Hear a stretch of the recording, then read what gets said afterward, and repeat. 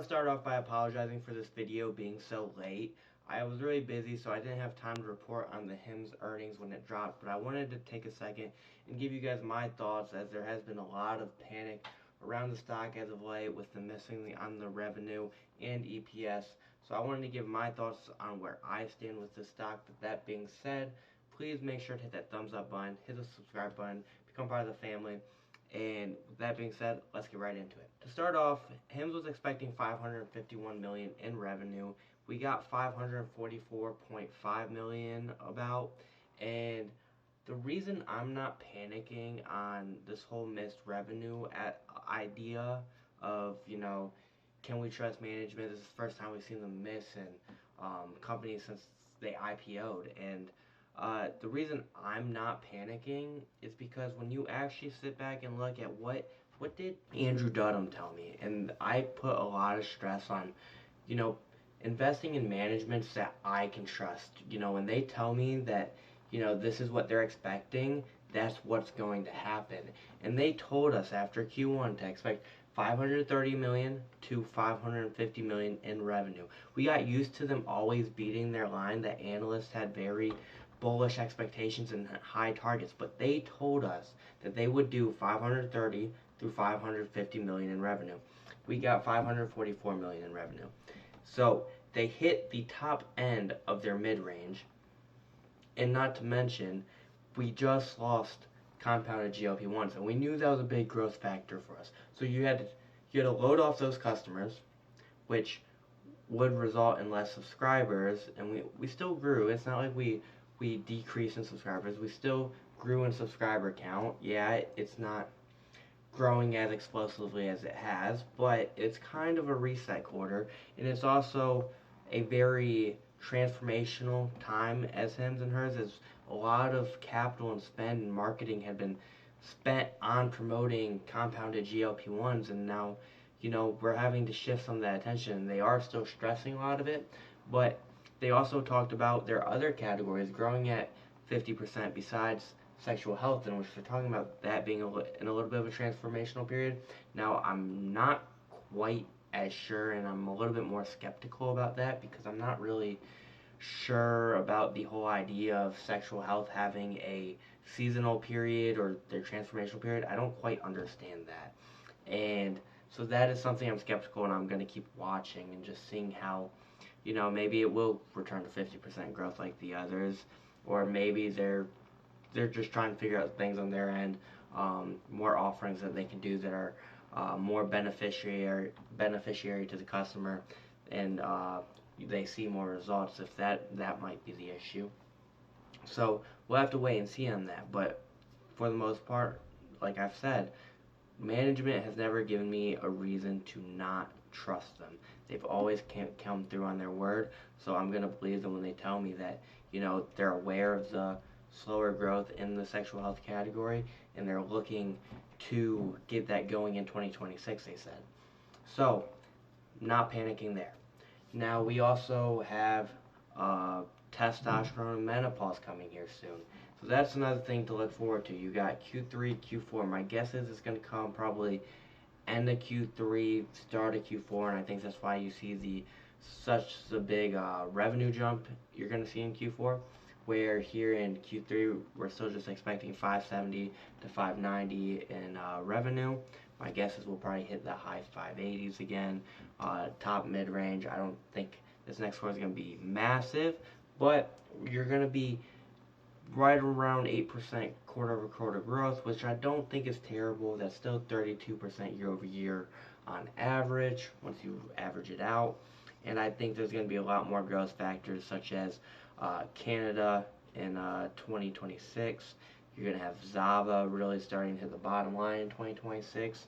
You're going to have test and menopause launching. So there's a lot of things coming in 2026 that's going to reignite this growth. So you're not going to be looking, in my opinion, come Q2 of next year, you're not going to be looking at 20% growth. You're not going to be looking at 32% growth. I still think you'll see about a 50% year-over-year growth once we get that far out, because we have so many more verticals launching, and like they said, these other categories are still growing at a 50% rate. We just have a few laggards. We had to offload some customers. We saw sexual health lagging. This is why I'm not panicking. They did 17 cents in EPS. They were expecting 21 cents for the most part. So not a big deal there. So we'll see what they do next quarter. My guess is probably about 9 cents, but I'm not really talking about next quarter. I just want to talk about why I'm not panicking. I don't think there is a reason to panic. They've never given us a reason to panic. And this is why I think it's important to invest in companies who you can trust in. This is why I don't invest in Teslas and, maybe like an Enphase. This is why I don't invest in those companies, because you never know when they're going to hit or miss, and when they give you a deadline, it might be 2 years from that deadline, and that's just something I don't like to have to deal with. It's kind of, to me, it's like you can pick out of a, you can have a 10 out of 10 girlfriend who's going to cheat on you. You never know when she's telling you the truth. Or I can have the 8 out of 10 girlfriend, but I know whenever she goes out, she's loyal to me. She's not going to do anything that would disrespect me. Um, all day, any day, I feel like most of us are going to take the 8 out of 10 girlfriend. You can trust them. I want to be invested in a company, just like you'd be invested in a girlfriend. I want to be invested in a company that I can trust, and I think Hims and Hers is one of those companies, and that's why I continue to trust them. Now, as far as my position in Hims and Hers and what I'm doing, it is pretty much a hold now. I understand all of these YouTubers talking about it being a hold and whatnot, but personally, because I am a college student, the position's not as big as I'd like it to be. So I am currently still working on cash secured puts as it falls into the price range that I like again, which I think is going to probably see mid 40s here again soon. So I'll be looking to possibly add then. But definitely when it was in the 60s, 64s after earnings, it did not deserve that. It was definitely not a spectacular quarter, and I'm not saying that at all. It wasn't. But I don't think it's a broken thesis quarter per se. And I also, as I do more research on peptides and the peptide facility that they have, the bigger believer in Hims I become, because I'm realizing how big of a factor peptides can be inside the health industry as regulation eases. And then Hims and Hers has access to one of the best peptide facilities in America and in the world. So that is also very bullish for the future of Hims and Hers, and I'm very interested on what growth factors and how many growth factors that leads to alone with, healing of ligaments. It also helps with like skincare and, aging.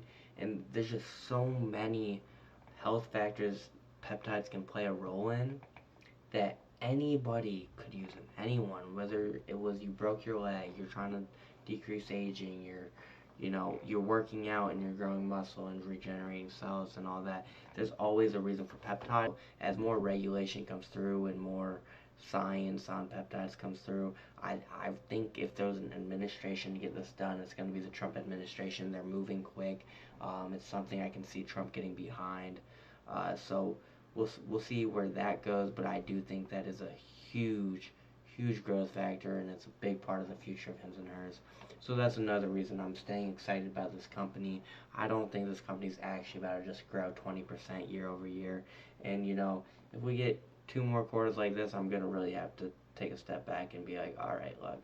But I really do think once these new verticals launch here soon, you're gonna see growth accelerate, and you're gonna be like, oh, we were once scared of like a 20% year over year growth, but here we are a year later from now, and they still grew 45, 50%. So I don't think there's a reason to panic. They're always launching new verticals, and then they're continuing to build on them. So that being said, I want to thank you guys for tuning into this video. Thank you guys for supporting. And if you guys enjoyed this video, make sure you guys hit the thumbs up button, hit the subscribe button. I just want to end this video by, none of this was financial advice. I'm just here to educate you guys on what Hims and Hers is doing, what my opinion is on the company, and just to help you guys form your own opinion for yourself to decide, what you guys want to do with the position. But that being said, thank you guys for watching. Peace out.